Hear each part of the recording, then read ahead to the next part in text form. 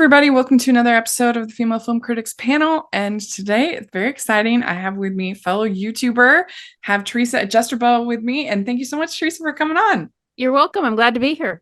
Yeah, I'm so excited to talk with you. I first started noticing the first video I ever watched of yours was the why so many franchises have fallen. Hmm. The franchise video you did last then at the end of the year, Yeah. and I thought this is really good. She's very well spoken. She knows what she's talking about, and so yeah, that was the first time I saw you. But you've been doing this for a while.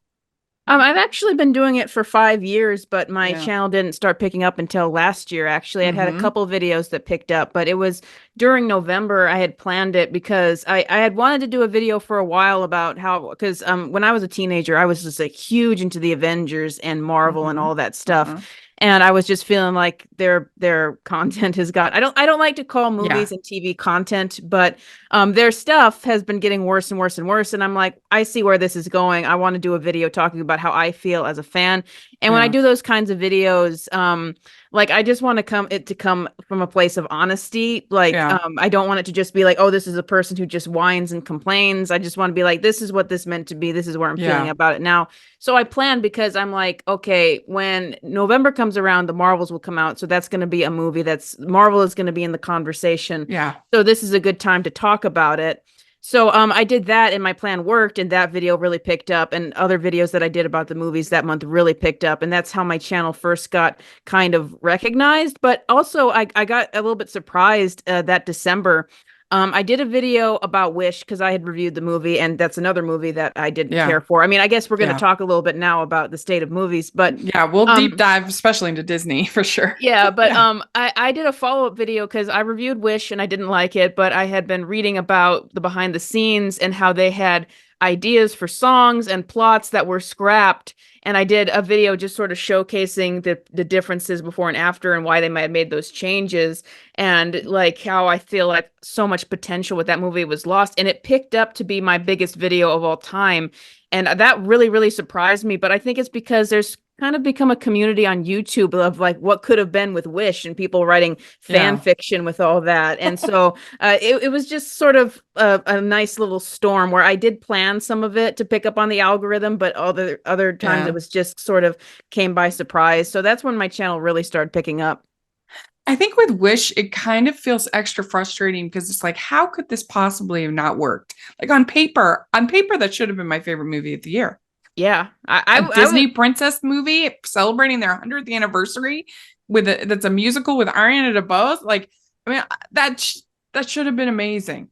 Yeah, I'll tell you when we went and saw it, and I've been seeing Disney movies with my brother for years since we were kids because we're both Disney Yeah. fans.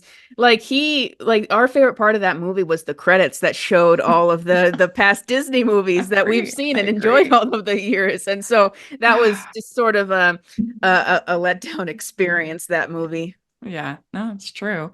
Well, since your first time on the show, why don't you introduce yourself to the audience? Tell us a little bit about how did you first develop your love of film? How did it start?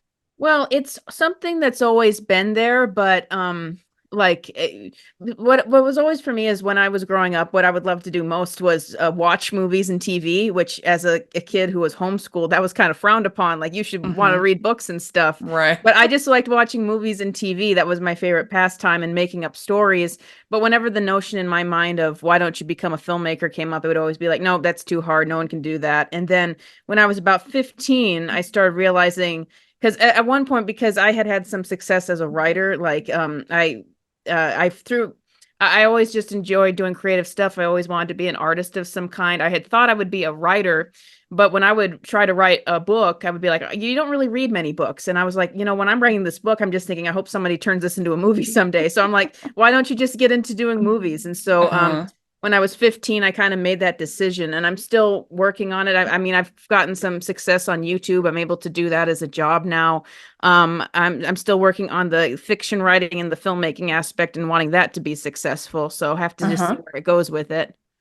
So have you gone to like film school? Have I you wanted to, there's a yeah. long history for that. I wanted to go to film school, but uh that didn't work out. There's a Yeah, history with that, but I, sure. I just got an AA degree from college, and I had to quit college, and then COVID happened.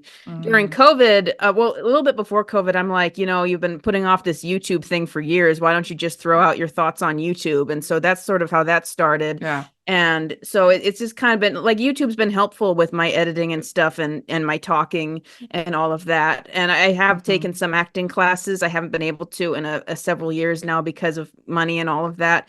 But I have taken really what I've learned is you don't need film school to learn to be a filmmaker. The most that I've learned is just watching YouTubers explain things like composition, watch them explain that, or other people who are videographers and cinematographers have already made videos on how to do each one of these aspects and lighting and all that. And I Yeah. just have heard so many people, even people in my age group or older, who've said that they tried to do the film school route and it didn't work for them, because rarely do people who come through film school get hired, because they're looking for people who've already been successful at it, who've already worked on sets. So, and I did get hired. I got paid. I got a paid acting job once to work on a short film. But like things have been very scarce since COVID, though. So, This is the but thing is that there's nothing, obviously, I would never discourage anybody from going to film school or yeah. from any education. If that's within your means, then go for it. But I think that as far as is practical value, the main value that you get uh that you can't get other places, like you're saying, is like maybe the connections that you might make going to like Hmm. USC or someplace like that, where you're going to meet all these people. But you can still do that through, working on your channel, through, networking with people, talking to people with. So I mean, because 99% of the jobs that people in Hollywood have is through who you know, is Yeah. through the connections that you meet along the way.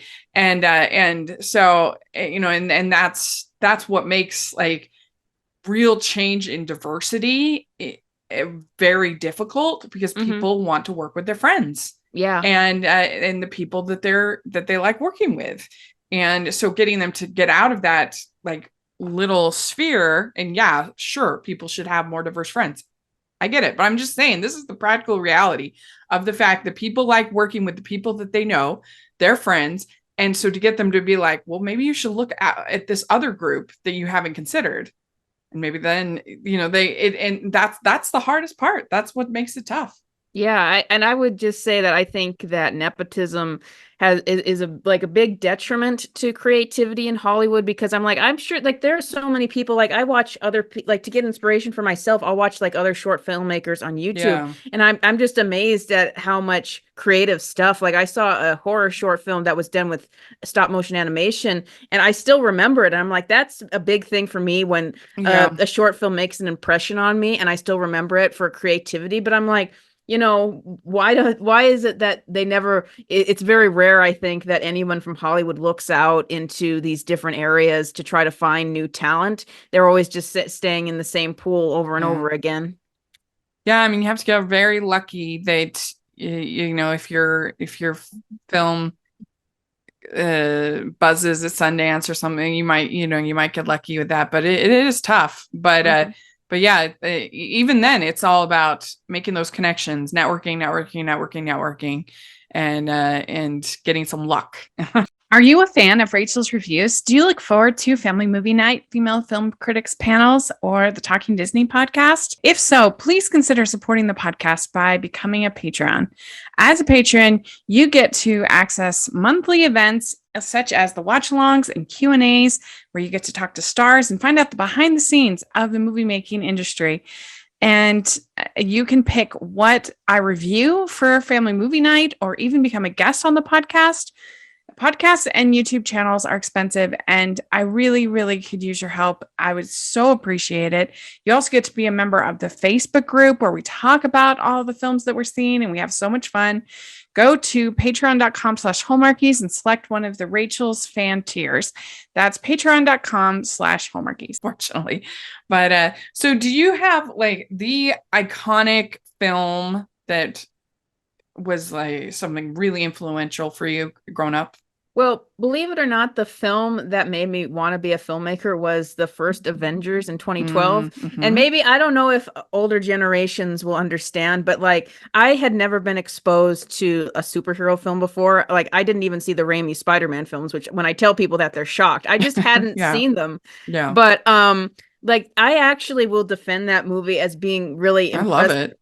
Yeah, I love it. Like really, really impressive in terms of how they're able to handle six characters and make you really care about them and understand these are characters with very flawed Yeah. characters, and they rub each other the wrong way, and can they put aside their flaws to become something greater. Like I think that it's one of the best science fiction movies ever made, Yeah. and it just blew me away when I saw it, how they were able to handle so many elements and make it fast paced without feeling like it skipped over anything. Mhm. So that movie just really blew my mind at 13 years old, and it stuck with me Yeah. like, wow, this is what a movie can be. So like I think that that should be considered a Mm. classic. And so yeah, And yeah, Loki is so great in it. he's fantastic. Everyone Yeah. that I want to do a video about just how great that movie is now that Yeah. we're You over 10 should. years You behind it. should. That would be one to do.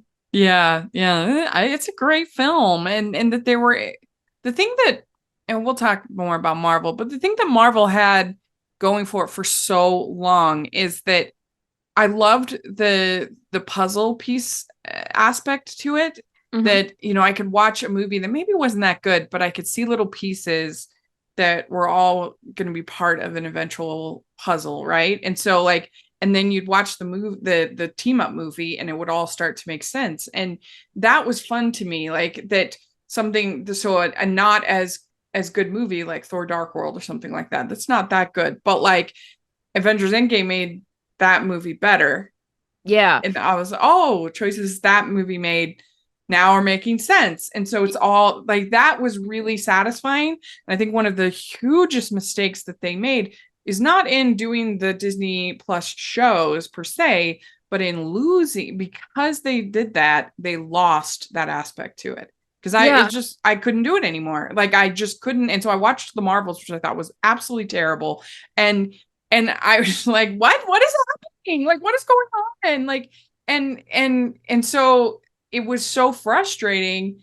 And then so just lose a huge part of the appeal of it for me was that. Yeah, what I heard someone say is that like even the worst Marvel movies used to be at least stepping stones to something Yeah. better. Like they would come up with elements that could be used later, even if they weren't very great on their own.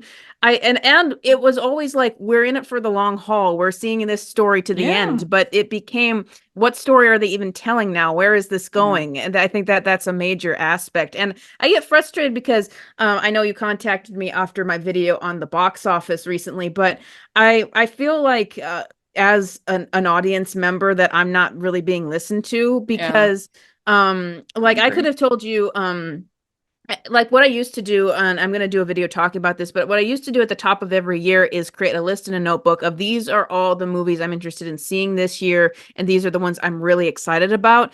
This year, I couldn't even make that list because I'm like, I'm not seeing anything. And even the things like, for example, Deadpool and Wolverine is no doubt going to do big money at the box office, but I'm not a Deadpool person. Like Yeah, same. that's not my type of humor. And Right. for my close friends and family, that's not their type of humor either. So I'm like, well, that's not a movie that is even for me. I'll talk about it, but that's not for me. And so I could have told Same. you at the top of the year, Furiosa, like I haven't seen it yet. Maybe it's really good, but I could have told you that's not going to be a big Memorial Day blockbuster. Like Fury Road didn't make that much money. It just managed to break even. So I'm looking at the Yeah. reactions. I'm looking at the reactions to the box office for Memorial Day and all these people like saying, well, it's very complex and coming up with all these reasons. And I'm like, why are you guys shocked? Like it was obvious from the beginning, this is not a big draw. Yeah. And the I Garfield. I was a little surprised because a lot of times like an initial movie will do okay, but then the sequel will really buzz because will and that's happened a ton of times. Like I mean, even something like with like say Despicable Me. Like the first one did fine, but then the second one, huge $1 billion. And so a lot of times that will kind of happen if an initial film gets some like good buzz, and then the second one will be like the big hit. But And so I kind of thought that might be the case with Furiosa. I thought I was a little underwhelmed by it. I didn't love it. It's like good spectacle, but I just it's one of those movies that for me, I felt like the whole time they were like, wink, wink. Doesn't this remind you of Fury Road? Doesn't this scene remind you of Fury Road? And I was just like, why am I just not watching Fury Road? Like, why are you continually reminding me of what I wish I was watching instead of watching this? And and I know most people didn't have that experience, but that was my experience. And then also I just felt like it was bloated, and that's a big problem. Not with just that, with almost every blockbuster to me feels bloated. Well, I And think sorry, go ahead. no, it's just and people say, well, any a short movie can also feel. I'm like, yeah, oh, I agree. A short movie can feel. It doesn't necessarily have to do with the length, but it's just like we've forgotten the value of tight editing. Like, what is going on? Yeah, I felt that with a lot of movies lately that could have really benefited with tight editing. I think Yeah. that the Batman, I really felt that with. Yes, I agree. I actually felt that with Guardians of the Galaxy, and Mhm.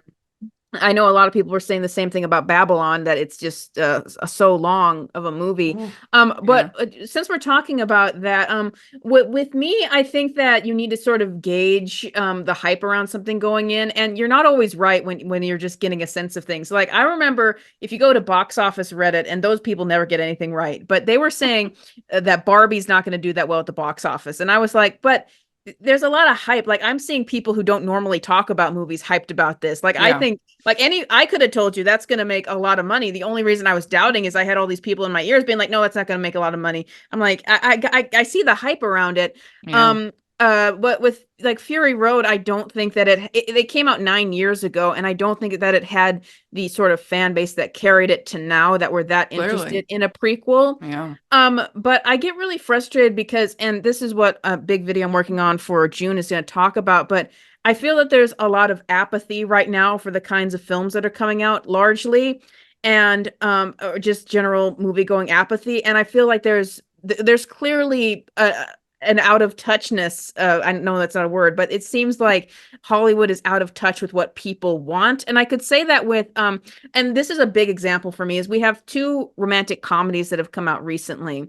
And one is Anyone But You, with Sydney Sweeney, produced with Glenn Powell. And when I saw that trailer, a lot of the humor in that movie, once again, is not for me, but I was like, I would not be surprised if this is successful at the box office, because I'm like, yes, we've heard the story a million times, but it's a story that works. It's a trope that works. We haven't seen it on screen in a long time. This is like the classic Hollywood rom-com that used to sell. It used to be the mid-budget rom-com that would really bring people to the theater. I'm like, I could see a lot of people seeing this. And the thing is, it didn't make a ton of money on its first weekend. It made a big profit. I think it made like $100 million Yeah. profit over time. And I'm like, yeah, that's an example of something that I think people would want, that made its money, and they gave it a chance. They didn't say, oh, it didn't make $1 billion on its first weekend, let's shove it to streaming. They gave it a Yeah. chance. With The Fall Guy, though, I'm just going to be real here. Like Sydney Sweeney marketed her movie on, this is two hot leads in a romantic comedy on an island in Australia. And then The Fall Guy was kind of another Hollywood movie about Hollywood. Like Yeah. it's about a stunt double, and there was a lot of inside jokes about what it's like to be on set and all that stuff. And I'm like, this makes it more niche. And so then like they're all shocked and horrified that this movie hasn't done well at the box office. I'm like, I saw it and I thought it was okay. I also see why it didn't really pull people in, but I like we keep seeing these movies where they're shocked that they didn't do well, and it's like, I think that you placed expectations too high on what you thought this movie was going to do. There was no reason to believe that The Fall Guy was going to be this huge hit, other than they put it at the top of May. And so all of a sudden there's Yeah. this expectation that since these movies are in May, then that's all of a sudden going to make them like Marvel blockbusters or something. Yeah. The Fall Guy, I mean, I saw it at South by Southwest and I was very disappointed by it. It was because I actually thought the marketing made it look really appealing. I was like, oh, this is gonna be really fun. I I just don't think it delivered at all. But I was surprised that it didn't do better opening weekend, just because I had been so won over by the marketing going into the festival. and I, I was joking on Twitter. I'm like, everybody just saw my review, and they were like, and everybody saw my reaction out of the festival, and then they didn't go. But I mean, I wish I had that much power. But yeah, I mean, I think there is some truth to that, and yeah, I don't know. Like it's just, I mean, to a certain degree, also, I do think that making any kind of content, whether it's a YouTube video or a feature film or an indie film or anything, there's a certain roll of the dice, is a certain Yeah. crapshoot of it. Like people always ask me for like advice on how to do a podcast and other things like that. I'm like, I can't even give myself advice. Like what I've been able to do with Hallmarkie's podcast, I haven't been able to replicate that in my other podcasts, which actually I think are equally well done and equally entertaining and equally, there's a certain degree of just, it's luck. It's certain that with things, you put it out there, and but I just wish the Fall Guy had been better. I feel like it's so frustrating to me because it had all of the pieces, it had everything that it should have been better. Yeah, I would like to say about the roll of the dice thing. Yeah. What I've referred to it on my channel before as making art is like you can make educated guesses, and you can never be sure, but you can make educated guesses. Like what I was talking about earlier with my Marvel video. Oh, Like I didn't know that was gonna get 10 views or 100,000 like it got, but I said, how does the YouTube algorithm work? People are clicking on videos that are similarly titled, similar topics, and then that's how other things get in their algorithm. I'm like, so the best I can do is plan to make this video, make it the best I can be, make the best like yeah. eye-catching thumbnail and title. And I don't think my thumbnail was the best, but I worked with it. And so I'm like, I'm gonna plan to put it out on this weekend. And when the Marvels is coming out, so there's talk. And surprisingly, I did my review of the Marvels. I had no idea it was going to pick up. It got 50,000 views, which at that point I had been getting under 1,000 views. Sure. And then the next day I had that Marvel video planned to go out, and it's like, oh, all the people who clicked on my Marvels video are going to now have it primed to see this next video I had put out. So it was like a perfect storm. So I do Yeah. think like what I was saying with Anyone But You, like it's better described in this video I'm doing, talking about the kinds of films that were released in decades past versus now.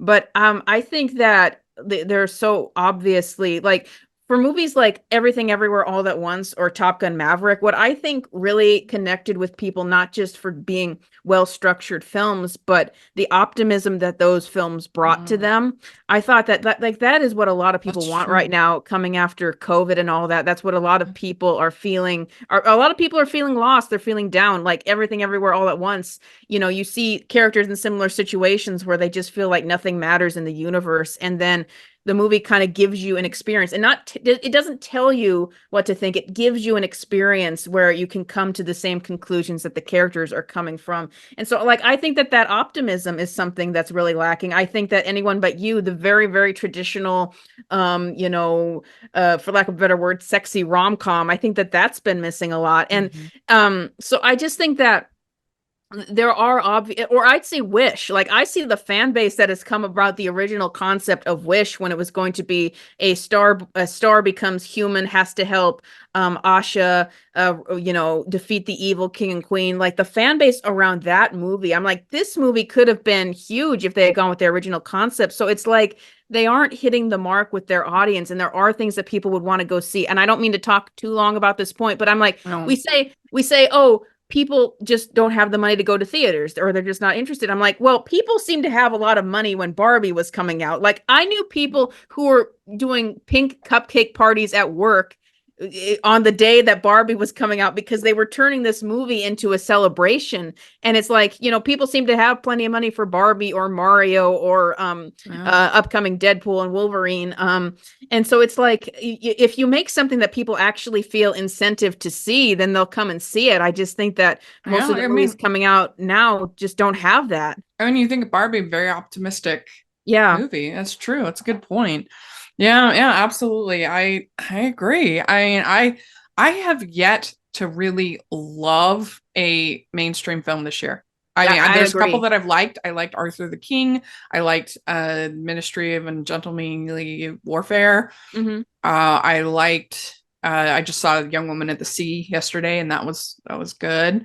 But like nothing that I'm like, real like super excited Yeah, about. I want to say even Dune Part 2. I think that that is a good Mhm. movie, and I saw it several times when I saw it in the theater. But then I wondered if I exhausted myself on it because I was Yeah, like, maybe I'm not connecting. Like, there's a difference between a movie that's like technically well made and all that, and the right. actors turned in great performances, and it was pretty much well edited and all that, versus one that you really like. I fear that I'm overusing this word. I know I have, but when you really connect with it, like when Mhm. we were talking about the Avengers, people really connected with those characters, and that's why Yeah. it became such a sensation. I'm not seeing a lot of that. I'm working on I've been working on this script and it's almost done, and I want it to be my first feature film.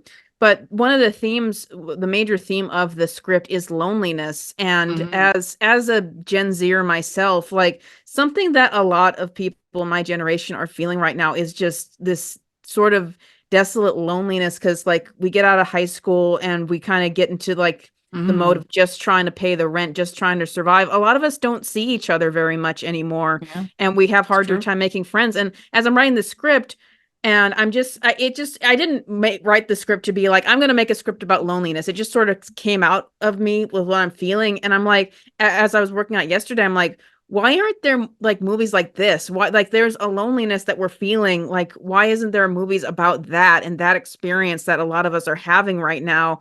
And it doesn't have to be just about loneliness, but just the different experiences that people are having. I think that there's a couple movies like that, like once again, Everything Everywhere All at Once. But I think in large part, there's just like a disconnect from what a lot of people are feeling in the culture right now versus Yeah. the movies that are coming out. Like, I think Barbie also tapped in. Like, I think that what really helped that movie was the mystique of the marketing. Like, that was like I've flip-flopped on how I feel about the movie, but that was like my number one most anticipated movie last year, because I'm like, I just want to see what it is, how it turns out. But Mhm. like, there was a big conversation about that. And I think that, gender dynamics and all that, like, that's something that a lot of people connected with. That's something that people have very strong opinions on and strong feelings about. So that's like another thing that sort of tapped into the cultural zeitgeist. But I just think that most movies just, it's almost like they're just passable. Like, they're not failing spectacularly on a narrative level, but they're not saying anything really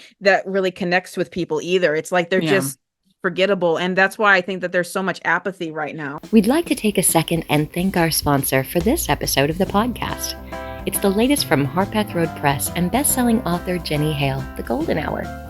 After the loss of her single father, Josie Wills is forced to give up her dreams and return home to take care of her autistic teenage brother, Nick.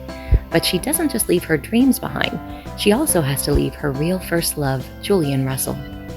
The Golden Hour is a powerful, heartwarming story that will have you believing in the power of love and the perfect accompaniment to your summer vacation plans. You can pick up The Golden Hour wherever you purchase your books or using the affiliate link below.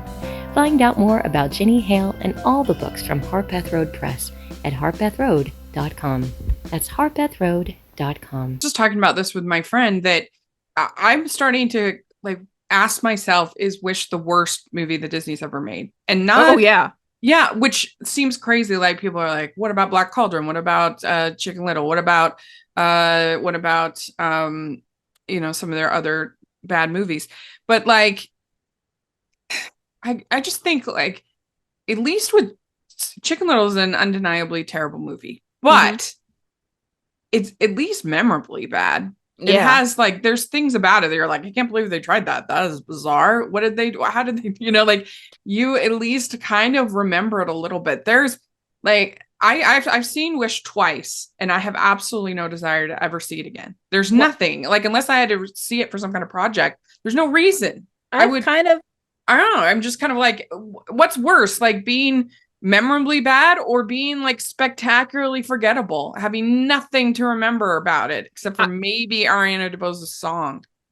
Yeah, I almost want to do another video on Wish. I feel like I already made enough of them when it came out, but now people are still talking about it. But it just amazes me that there's so much conversation around what could have been with the film, and that Just like, people, how could they have messed up so bad? A Disney princess musical animated. I should have loved this celebrating the 100th anniversary. Like, how could they have messed up that bad? It is kind of awe-inspiring that they Yeah, and it's the 100th anniversary movie. That's Oh the thing my I can't get over. gosh. Yeah. And the concepts for it were great, and what you could have Yeah. done with that, even just thematically, the idea of making it about wishes, and what Disney, like the idea of Disney was supposed to be about. I know, like, people have had criticisms with Disney for decades, but I mean, the idea of Disney was supposed to be about achieving dreams and all of that. Yeah. Well, I mean, you Um, watch those early Walt projects, and yeah, they have their flaws, certainly, but they were bold, man. yeah, The man was bold. I mean, he would have been so easy after Snow White's success to just make a whole bunch of fairy tale stories. But then his next movie is Pinocchio. Could that be more different yeah. than Snow White? Like, and then Fantasia, totally out there, totally crazy. And so yeah, it's unbelievable. I mean, if you were given the keys to the kingdom, what would you do to dig Disney out of this pit that they're in? Well, I It's a hard honestly, question. the idea of what happened with Wish, what it could have been, is so heartbreaking. I almost want to remake that movie and be like, we're doing the Wish Yeah, remake project, and it's going to be 2D animated, it's going to be gorgeous, and it's going to be using the original concepts. Um, but I think, like, I think that there's an imbalance in Hollywood right now. Hearing a lot of rumors, and I know people who worked adjacent to the entertainment industry, lots of talk of toxic work environments and all that. But what I'm seeing a lot is that there's just such an imbalance between the creative people and the business side of it. Because especially with Disney, what we're hearing, like Nia DaCosta, who worked on the Marvels, she said that she didn't know what they were filming from day to day. That it's obvious. she was essentially just, it was the executives making the movie, and the executives blamed her at the end and said she Yeah, didn't have enough supervision. I heard similar rumors, just rumors around Wish, that there were a lot of people who brought up that the concepts of the movie, like the animation style and stuff, weren't going to work, and that the executives just, ignored that. So, but what I'm hearing, especially with Disney, is that they don't treat creators very nicely. Like, it's all just corporate now, and that's the antithesis of what Disney started as. Because yes, you need to have people who are business savvy, and I think that it's an important balance to have the people who are business savvy and know when to say yes and no, but also right. have the creatives who bring that there. You need to have that. It can't just be the corporate side. And I think that's really the problem with Disney right now, is they don't really seem like they have any of that. And, like, I'm concerned of if Inside Out 2, which the trailers I think look all right, I'm concerned if that's going to be good, because of the environment that I've heard at Disney right now, and just the writing and all of that stuff, Yeah, and the high turnover, and, like, same. you don't have the creative spark there anymore. We see that with the Disney remakes. Like, the creative spark that Disney had is Yeah, gone. So I'm like, you need to have good creatives who are passionate about this stuff, who work well with the business aspect of it, the executives who can make those decisions. You can't have them, like, scrounged out by all of these corporate decisions, and all of these corporate malpractices. yeah, I completely agree. I mean, it was especially obvious with the Marvels.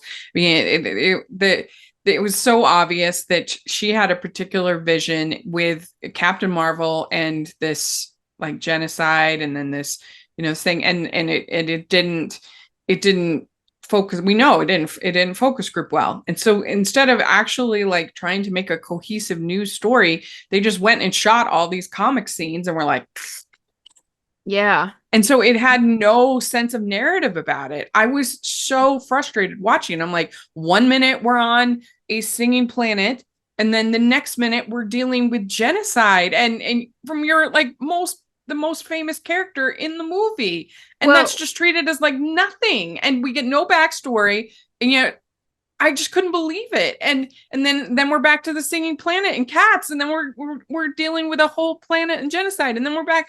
And I was just like, this movie is, God, it was so bad. And people were like, well, you should support it as a woman. And I was just like, I feel like that's actually, like, I should not support it as a woman, yeah. because this is not good enough. Well, that's what I've done a lot of videos about female characters, and how I just feel like female characters are done so badly now. I just like that's one of my top videos, but I feel like we don't know how. It's like we don't know how to do female characters anymore. It's like for what was happening with a lot of them that I was seeing is like, okay, you're sort of edging out the female characters that I really love. Like the female characters I love best are the high maintenance ones, the ones that have lots of flaws. I'm like, and I did a video sort of detailing how we're edging out those characters to these ones who are impossible, who are very, very perfect. But at the same time, like I'm seeing these other areas where like Scarlet Witch and Doctor Strange, it's like you took her character too far where she just became so evil. It's like she's irredeemable at this point. And I'm like, but that was a good character and you've taken her too far. So it's like we have two extremes here. But with the Marvels, true. But what frustrated me with the Marvels is I saw a storyline for Carol Danvers because it's like, oh, everyone's complaining that she just, gets everything right and that she's too powerful. I'm like, but here is a good story you have with her where maybe she has all this power, but she was too reckless with it. And that's where we get that whole thing with the Kree. But we don't spend any time with it. We have that revelation and then we jump to more jokes. It's like we don't actually make a story, but you had a story right there that could have been good. Yeah, I agree. And and I think that Barbie actually did a really good job with this. But one thing I loved about the original Wonder Woman is the way that they were able to combine femininity and strength, softness and strength. And then they lost it in the sequel. But I think that I just loved the fact that Diana could be out in no man's land and then hugging a baby, a few minutes later. Like, that's really, that spoke to me as a woman. And I think the Barbie had that too, of like of recognizing the strength of Pink and softness and sweetness and but then also being a strong character in her own and going through a character arc. I think that's why it worked for so many people. And I think that's what most of these superhero movies get wrong, is that they forget that combination that we, at least most women I know, want. Yeah, and I think that you can have female characters who are a little bit more like, you have all kinds of different people in real life. Sure. Like you might have a woman who, seems a little bit more masculine. You might have a female character that's a little bit more like that. But, in terms of like what people want though and what women want, like I'm like, in the comics, and I'm a comic book reader, like Carol Danvers will have relationships. She'll have a boyfriend or something like that. And so it's like you can't have that in the films. And it just feels like everything is so, like, this is one of my top watched videos, is where I was talking about how everything feels so sterile and safe now. Like we have to take away things because we're always like afraid of stepping on someone's toes. Like I was talking about it was kind of the Avatar animated series Netflix show where they were talking about how we can't have Sokka. This is a character, I'm not sure if you've seen the original show, but he just has sort of a teenage boy sexism views on it, but he grows out of them. And so that's the point of his arc. And the first season of that show deals with sexism and these characters with these misogynistic views being challenged, but the show was too afraid to even show that. It's like, but I'm like, but why? Because the show was saying misogyny is bad, but they were too afraid to even show that. And I'm like, so you've taken away an element of the show now because you're just afraid of doing anything that somebody might take the wrong way. And I would say most people aren't going to take it the wrong way, but you're letting a small amount of people control how you make your narrative. And like, that's what I feel like the reason why, like in the original version of the Wish script, it was supposed to be King and Queen as the villain. And I love Disney female villains. I think they're some of the most iconic of all time. But apparently they said, no, we want to have the Queen be a more aspiring figure. So she had to be a hero. And then Asha couldn't have a love interest because they were like, no, we just want to keep it this way. And I'm like, you're not making anything new or interesting or adding dimension to these characters. You're just taking things away. And as I always say, you can make characters who are heroes or who don't have love interests that are interesting, but they didn't make them that interesting on their own. They just took things away and left it as it was. Yeah, no, it's true. And I hate that idea that like love makes you weak. I mean, that's just false. Yeah, that doesn't make you a less strong woman because you have a companion. Yeah, and I think that it's an overreaction because I remember growing up where the big complaint was female characters are too often made as just the love interest. And that was valid for many years. But I'm like, but now you're going too far in the other direction where you're assuming that even just like having a love interest is somehow a bad thing when it's not. Yeah. Yeah. I mean, and think about the original Wonder Woman, I think was a good example of that. Like Steve didn't make her weaker. Yeah. You know, it made her stronger, and the love gave meaning. That was the whole reason she ended up believing in the world after she saw what all this war and horror, you know, that she saw the sacrifice of a good man. Yeah, it's a strange conversation these days talking about agency in female characters in media. Yeah. And oftentimes I hear it as like, you have to make this character as if they don't depend on anyone. And I'm like, well, but in real life, we all depend on each other. It's it's wrong to be isolated so much. And so I like your Wonder Woman shirt, by the way, if that's a Wonder Woman shirt. Yeah, it is. That's awesome. But like and Patty Jenkins got it right, because she did interviews about that first Wonder Woman on how important it was for Diana to be allowed to have a love interest. But I think what happened is she made such big mistakes with Wonder Woman 2, and that was so panned that I think like all the good that the first Wonder Woman did and all of the good things that she said were kind of swept under the rug. And that and I feel like I could go on for hours about all the problems I see with the movie industry these days, but it's like you self-sabotage yourself. You have something good, but then you immediately cannibalize it. And that's what we've seen with all these franchises. It's like, you know, if we are to believe that people will only see movies for established IPs, well, you could have had these franchises go on for a lot longer, but they weren't taken care of. They weren't taken care of at all. Like I remember when there was a Star Wars movie every year. There hasn't been a Star Wars movie since The Rise of Skywalker. They polarized their fan base. They were confused on where to go next. And it's like, but if you took better care with this stuff, if you had better planning with Marvel, I recently did a video on Black Panther. It's like you should have recast that character rather than say he can't appear anymore. And then Black Panther was $1 billion franchise. You could have carried that on. These franchises just haven't been taken care of. We'd like to take a second and thank our sponsor for this episode of the podcast. It's the Hallmarkies merch store. Are you looking for that perfect gift for the postable, Hardy, or Hallmarky in your life? What about getting that t-shirt or hoodie that will help you stand out at your next holiday party? Now is the time to check out the Hallmarkies merch store. Full of festive designs by artists like Jessica Miller, Carrie from Hallmark Comics, and more. You can even have more than just shirts, but totes, cell phone cases, notebooks, mugs, and more. And it isn't just Hallmark. We have designs for Anna Green Gables, Man from Snowy River, The Nanny, and more. Every purchase at the merch store goes to help support the podcast and allows us to make the great content you know and love. There are frequent sales, so go to tpublic.com/stores/hallmarkies or see the link in the description. That's tpublic.com/stores/hallmarkies. I agree. No question. Did you watch the Jenny Nicholson Star Wars Hotel video? Oh, I have. I've heard everyone talk about it, but I have not watched it yet. It's absolutely brilliant. I'm on the hype train with that. It was so good. But I noticed that on your site you say you love superheroes, psychopaths, and baby penguins. So I'm curious. That's kind of a joke. That just I put that there to just show my wide range of tastes. Like ever since the Avengers in 2012, I became just a big superhero fan. Yeah.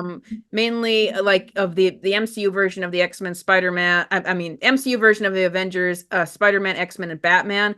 And then psychopaths, I just find myself like I really enjoy reading about high maintenance characters. Like one of my favorite movies of all time is Misery with Kathy Bates. Yeah. Like I love her character. Like I love like the crazy characters. And then baby penguins, I like really cute things. I like baby penguins. I like cats. So that's sort of all of my tastes at once. Are you a big Happy Feet fan or what? I haven't seen that. Okay. I mean, like I like watching like Discovery Channel videos on baby penguins because they're just adorable. I have a bunch of baby penguin stuffed animals actually.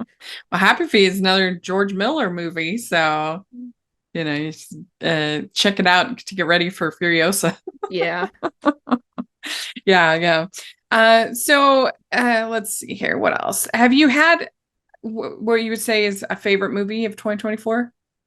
I'll just say Dune Part 2 because it's just been so dry. That's probably the movie I enjoyed the most. Actually, the most fun I've had at the theater this year was seeing the 25th anniversary of the Star Wars Phantom Menace. Phantom Menace. Because it was just such a good crowd, and everyone, and I was actually entertained by it, even though I saw all of the flaws, but I was still entertained by it. And like all of this is just going to inspire my video for this June about movies of the past and how we've like forgotten some of the craft of filmmaking in terms of making it entertaining. And it's something that I feel like I have to fight to keep theaters alive right now, because I'm like, why aren't we seeing the obvious about what we need to do going forward? Yeah. What would you say is an unpopular opinion that you've had on your channel?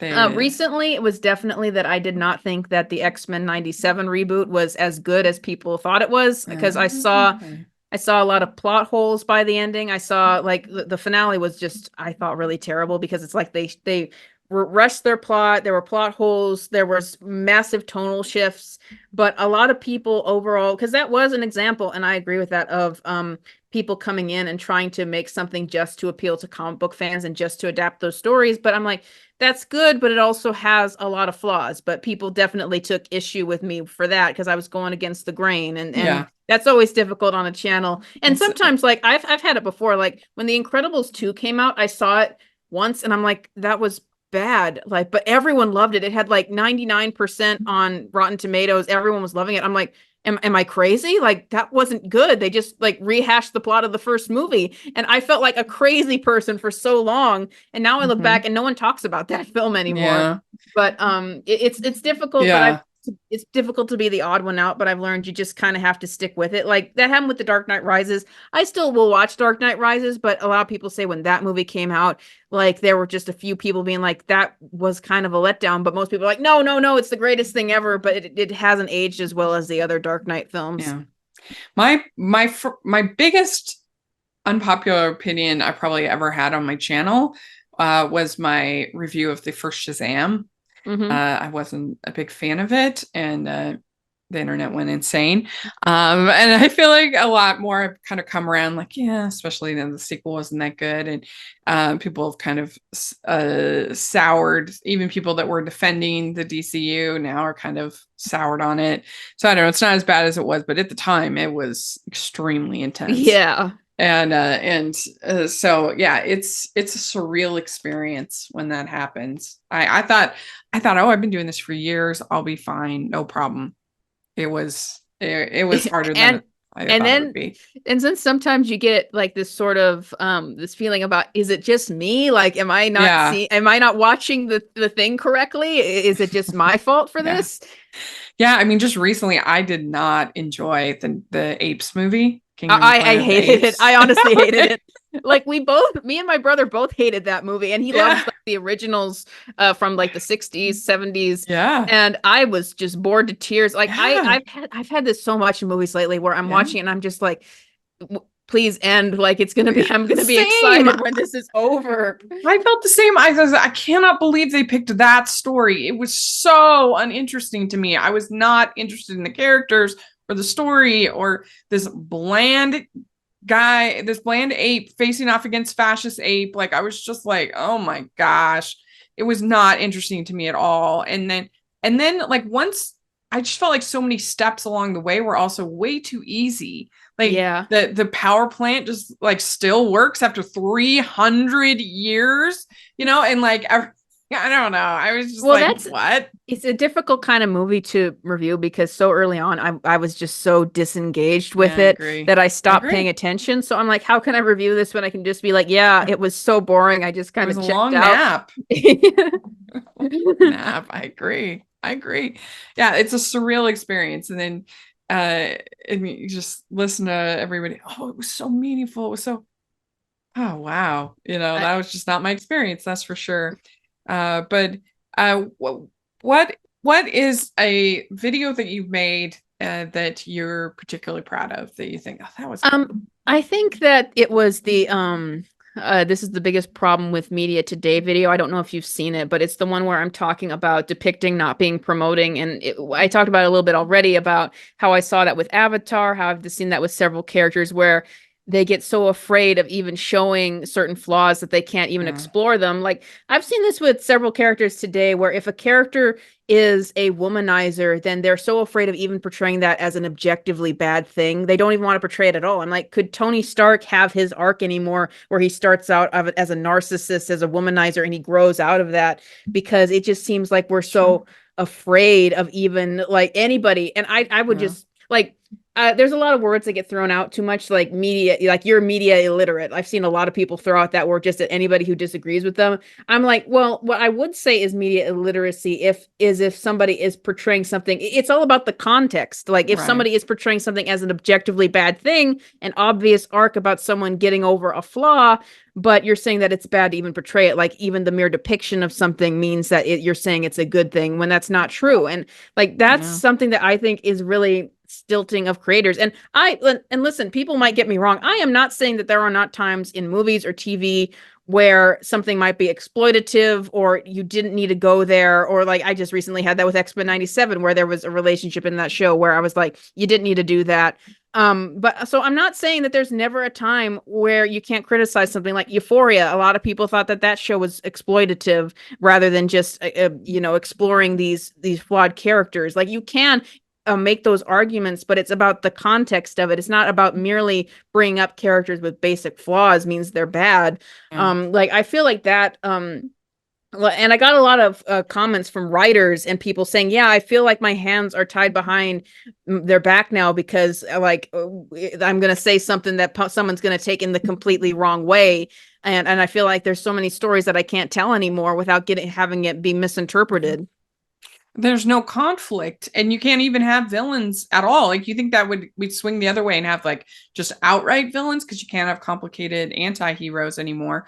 And but no, we just don't have conflict. We have movies where people just move around to different points. They don't actually have any like real conflict. And that's how I felt at the Apes movie. I mean, there was never really much of a moment where I felt like, okay, this he's actually not going to win with this fascist guy. Like there was no real conflict. And I just would like to compare it to like the original Planet of the Apes, because love him or hate him, you really get an understanding with Charlton Heston's character and the cynic that he is, and his opening monologue, and that he's a cynical person put in this world where basically the most like it's a dystopia. And so you really get a feel for his character, and the choice of his characterization being the cynic is very deliberate in terms of what they're doing with the narrative. The characters that they put in the film are very deliberate, and they all have a purpose, and they're all very, very well drawn, whether it's from the writing or the acting. For the new Apes movie, I just felt like I don't feel anything for any of these characters. Like they give them like very basic personalities, but I don't feel like I care about them. Like I think it was Martin Scorsese that says that the most important aspect of a film is its characters. And I think that that's very true, because it's like, if I don't care about the characters, I don't care about anything. And it's very hard, to be fair, to get characters that you really care about. And I think that the kinds of characters that you get in Star Wars and Marvel that really just blew up in terms of people's interests, I think that is very rare, and you shouldn't expect that to happen except for every once in a while. But in general, like I'm not seeing movies at all lately that I really care about the characters. Like Dune Part 2 is fine. Like, but I wonder, are these characters that I really want to come back to over and over again and that I just can't get enough of? Like, they're fine, like they give great performances, but I'm not sure if it's something I really want to come back to. But it's different in there than from Apes, where I just did not care about anybody at all. I mean, at least that is based on a classic novel, and so it's got like those characters that they can, at least that the writers can be like, well, we're just doing the book, and so that helps them a little bit. But and also I do think that we're seeing more interesting projects right now coming, with the exception of Barbenheimer. But I feel like we're seeing more interesting projects right now from outside of Hollywood. Because from someone like a Villeneuve, from somebody that's not from non-American voices are making more interesting projects right now. Because they're not squashed by all of the corporatism and all of that stuff and all of the middle management. But I do feel like we have basically two kinds of movies in Hollywood right now. The over corporatized blockbusters are supposed to be blockbusters that aren't connecting with people like they used to. And then the indie films that are niche. And this is a huge argument on my channel because I do videos that I think have a lot of crossover appeal to different groups talking about film. And what really annoys me is like the film connoisseurs and the film nerds who they keep telling me that because audiences aren't going to see these indie films from A24, most of them, that's just proof that movie theaters are dead and it's not about quality because, you know, these are quality films from A24. And I'm like, but these would have been films that never would have been, like Bones and All, for example. That's not a mainstream blockbuster. Or the X films from Ty West. Those are not mainstream films. Or Men, or just any amount of these films. Like, they're hard R-rated for one thing. For another thing, a lot of them are horror films. And a lot of these are niche and they get niche distribution. Like a lot of these films don't even play at my local theater, which is pretty small. So I'm like, they're the kind of movies that could, I think, get a devoted following, a cult following. And you have like your Everything Everywhere All at Once that pops out, you know, and things like that. But yeah, I mean, like almost all my favorite movies this year have been the indie films, but I don't like, they're indie, they're more obscure, and so I get that. And yeah, I haven't had a single mainstream film this year that I loved. I think that it's about like what I was talking about is like the mid-budget film, like the middle film where it's smaller but it's still mainstream. Like I don't think a movie like Devil Wears Prada would have ever gotten made today, or Goonies, or any of those kinds of films. Like, that's just not the environment. And people like Stellan Skarsgård was talking about this in an interview, and he's like, Hollywood has essentially pushed out all of the. Well, it's fine. I get a little frustrated with people like Scorsese who complain about cinema and all this stuff. And it's like, you know what? If you made a mid-budget film with your clout, it would do so much to help the movie. But no, instead you make a $300 million film that maybe will get, you know, a small release in by Apple. Luckily they did. It's not Netflix, but you know, it just seems kind of hypocritical to me, these Finchers and these Scorsese's and Scott, and you know, these directors who are the first people to bang on that cinema's dying drum. And I'm like, you know what, you could actually help, but instead you just make these like what is this new Gladiator movie? With $300 million budget. It's insane. You know, it's just like, boy, if there was like a $60 million Martin Scorsese film that was released with some interesting performances, it's like a mid-budget, how much good that could do for theaters and for, you know, and it's like, and with I don't know, it just kind of annoys me. With a person of his skill level, he could do really well with just a very small budget, but it just seems like it's self-indulgent. But what I was going to get is like Stellan Skarsgård was doing an interview about how Hollywood and like the big monopolies of film industry have kind of pushed out the distributors that used to do mid-budget films, and that basically the distribution channels that we used to have where these independent films would get out just don't exist anymore. True. And that's why it's so difficult. And I'm seeing it as a person who wants to make their first feature film. Like, it's very difficult to get the funding, to get the distribution. And so what I think is really the problem, though, is like we don't have any Steven Spielbergs or George Lucas's or people of that caliber anymore. People who had good creative vision, but also were in the mainstream. Like it's either directors who are used by like Marvel movies and they're essentially just pawns of the executives, or it's the independent people who are doing what they want, but they're not making things that are broadly appealing. And I think that that's like the real disconnect. And I see, like, I keep bringing up Anyone But You, but I will bring it up. I see movies like Top Gun Maverick was very, very traditionally made. I could make an entire video about all the reasons why that connected with people, or Barbie, like whether love it or hate it, like just going through these movies about why they connected with people. And once again, you say it's a dice roll, but I'm like, why don't you at least look at what's been successful and ask questions about it? Like, is it just the IP? Is it that all that's left? Are there other elements to it?